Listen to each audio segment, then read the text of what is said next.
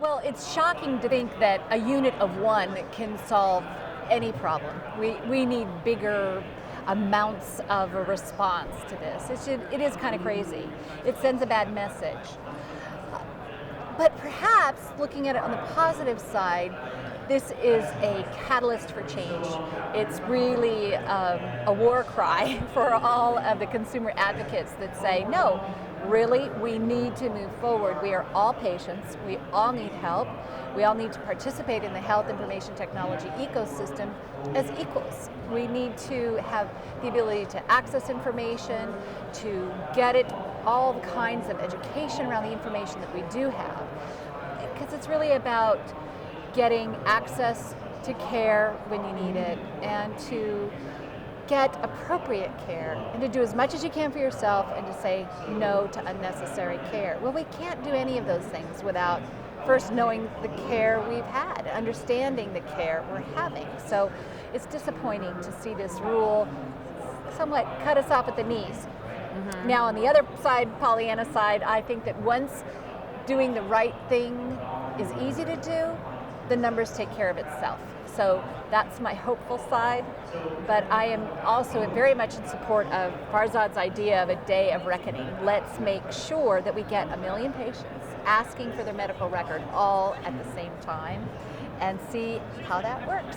So there is, I hope, an opportunity for coalescing, for collaboration, and for consumer advocates to come together and demand this. The opportunities clinical decision support talked about in Meaningful Use 3 really could be expanded to include the patient for shared decision making. And I'm hoping that we'll see advocates respond to the NPRM with those kinds of ideas. We're also encouraged by patient-generated health data, because really it is the majority of data comes from a patient. It's either through observation, through touch, or through our verbal records. So making sure that our wishes, desires, goals, preferences are included in the record just seems like a no-brainer to me. The introduction of open APIs is a really interesting thing. We see on the floor and in the interoperability showcase a bunch of applications that are provider to provider. But this really is the opportunity for the patients to enter the ecosystem. Because we live in this world. Our Facebook accounts, our cell phones, Dropbox, just about everything we're doing today, including the recording you're doing on your iPhone, are using open APIs. That means that the consumer technology world has an opportunity to integrate with the health information technology world. So we think that the biggest disruptor will be the patient starting to integrate into this world, and I'm excited about the open APIs. So I'm encouraged, hopeful for more quantity of information, quantities of measures, and also for more patient engagement opportunities. There's another area that I hoped would be mentioned, and that was advanced directives. We have the right to say what we do and what we don't want in our care. Being able to document that within the record is important. And today in Meaningful Use, we have the ability for a provider to note that an advanced directive exists. But that's sort of halfway.